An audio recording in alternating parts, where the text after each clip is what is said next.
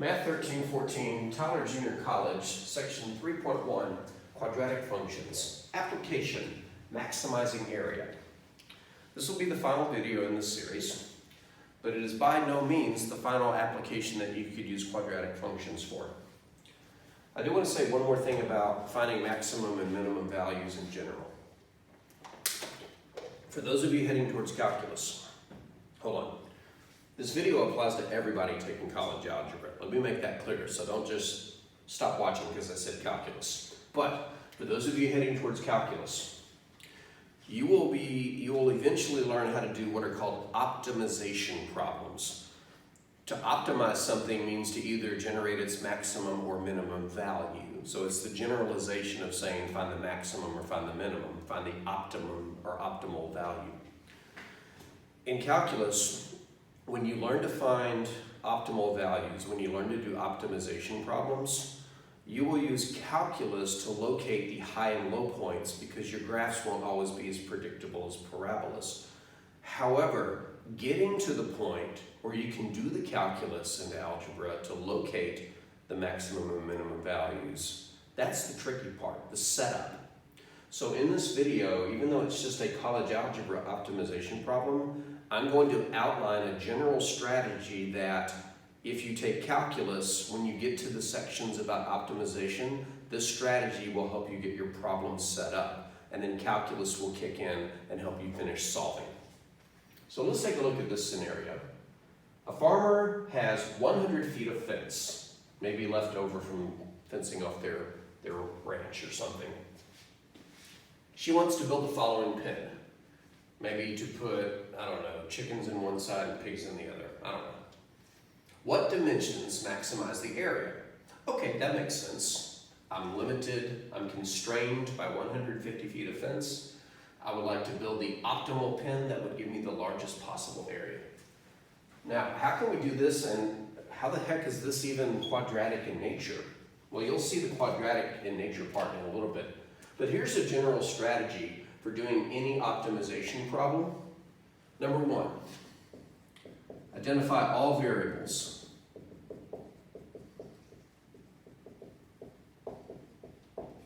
How many variables are in play here? One of them is explicitly mentioned, area. But there are two other dimensions. Do you see them? Length and width. Now it doesn't matter which one you call which. Well, let's say x equals the length and y equals the width. And of course, A equals area. We'll say capital A equals area.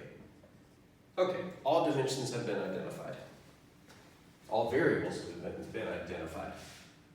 Your second step is to identify what's called the constraint equation. The constraint equation is an equation that states that your variables are limited by some value or some restriction. In this case, what we're limited by is that we have 150 total feet of fence. So to come up with the constraint equation, we have to write an equation that says all the fence that we're going to use totals 150. So how can I write that? Can I just write x plus y equals 150? Not really, because x is just this one side and y is just this one side. There are more sides than those. I have to say that all of the sides total 150. Well, if the bottom is called x, guess what I'm going to call the top? Hint, it's a rectangle. The top of this rectangle would also be an x. And how many more y's are there? How many more widths? Well, there's one on the opposite side, but there's also one running right down the middle. So the constraint equation here would be the sum of all the lengths and widths has to equal 150. There are 2 lengths and 3 widths. So 2 lengths, or 2x, plus 3 widths, or 3y, has to total 150. That is the constraint under which this farmer is working. All the fence has to add up to 150. Your second move is to identify the objective equation. there is an objective that we are attempting to meet. In this case, our objective is to maximize the area. So our objective is to maximize the area. But you need an equation that relates the value that you're trying to maximize or minimize to the other variables that are working on your constraint. In other words, I need an equation that relates the area, the length, and the width. Oh, that's easy. The area of a rectangle is length times width. The length is x, the width is y. And I only have to write each one once because it's just how wide times how long. The fact that I got an extra fence in the middle doesn't change how to calculate the area. Okay, so we're working under this constraint and we want to maximize this area. So how do we do that? And where the heck is this quadratic function? Well, the quadratic function will emerge here in a moment, but your fourth step is to solve the constraint for any variable. Solve the constraint for any variable. So we need to take the constraint and either solve for x or solve for y. I'm going to solve it for y. It will work if we solve for x. Why am I choosing y? Why not? So if we solve for y, let's just do this kind of quickly. The first thing I would have to do is move the 2x over. It would become negative. The 150 is still there. It would stay positive. But then the last move is to divide everything by 3. I can't reduce both of these, but I can reduce one of them. So let's go ahead and split this into two fractions and call it y equals 2/3 x plus 150 divided by 3 is 50. So you solve the constraint for any variable.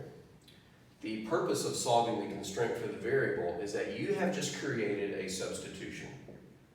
We haven't talked about substitution in a while. In fact, we only talked about it that one time back in section 1.6 when we talked about quadratic-like equations. But a substitution basically says if you see one letter, you can replace it with whatever it equals. In this case, y is equal to that, so I can replace any y with negative 2/3 x plus 50. Solve the constraint for any variable. And I'm going to put in parentheses, this creates a substitution.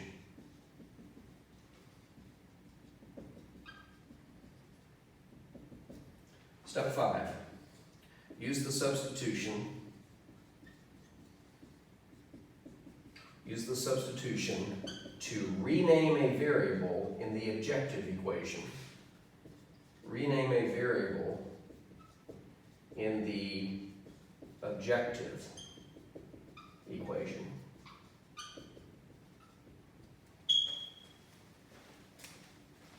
So I'm going to take this substitution and I'm going to use it to change the y.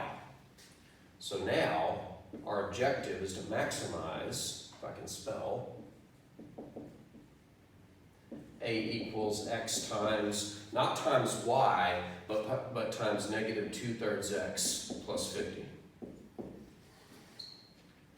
And if we distribute, there's our quadratic equation. A equals negative 2/3 x squared plus 50x. At this point, this is where in a calculus class you would have to start using calculus. But in this college algebra class, this is a quadratic equation, and we can find its maximum or minimum. By the way, is this parabola open up or open down? Its leading coefficient is negative, so it opens down. This parabola has a maximum. That's good because we want a maximum area. So for our purposes, in calculus it would be a little bit more detailed here. But for our purposes, find the max or min, whichever one it is. In this case, it's a maximum. And interpret in context. In other words, whatever those numbers mean in the context of the problem, get ready to interpret. All right, so now we have to find the vertex. Just using our formula. X equals negative b over 2a. Our b is 50, so negative b is negative 50 on the bottom 2 times. Our a is negative 2/3. Hooray. That's okay, we can get past it. The top of this big fraction is negative 50. The bottom, if we put the 2 over a 1 and multiply, is negative 4/3. First off, negative divided by negative is positive, so I'm not worried about that. Secondly, we have a strategy for getting rid of a small fraction and a big fraction. The strategy is to multiply both sides of the big fraction by the denominator of the little fraction. So multiply both sides by 3. 3's cancel. Keep in mind that the negative divided by negative is positive. On the top, 50 times 3 is 150. On the bottom, we have a 4. And if we do 150 divided by 4, we get 37.5. That was the value of x. It represents the length, so it's measured in feet. But wait a minute, we're not done finding the vertex. To find the other coordinate of the vertex, and notice I wrote a equals, because this is a quadratic function equation with x and a, not x and y. We didn't call this a function, we'll call it f of x, because I want to say to find the other coordinate of the vertex, we have to put 37.5 into the function. I'm going to use a calculator to give me an assist here.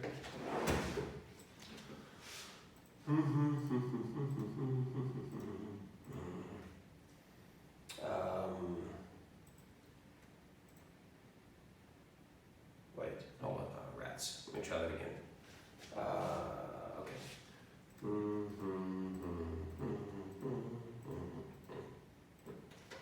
937.5.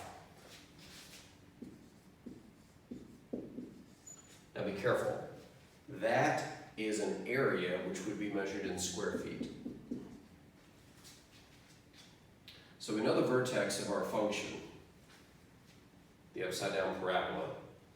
The x would be 37.5, the a would be 937.5 square feet. But have we answered the question? The question was what dimensions maximize the area? I need to know the length and the width. I know the length is 37.5 feet. How are we going to find the width?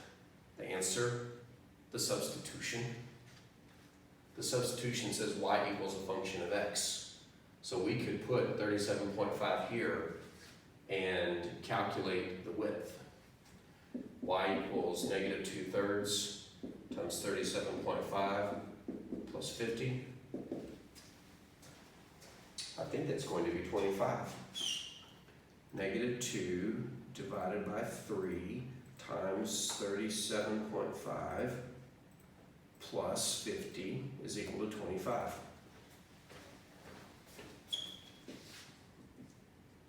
And we can check that the dimensions are correct, because if we multiply them, we'll get the same area that we got down here.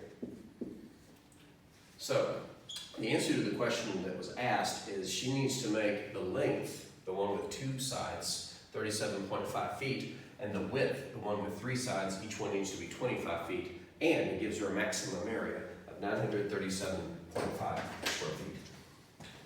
So, optimizing an area, finding the maximum area is a little bit tricky, but manageable if you have a solid game plan, and I think the steps on the left are a solid game plan, at least at this level. In calculus, you would go into a lot more detail about how to find the maximum and the minimum.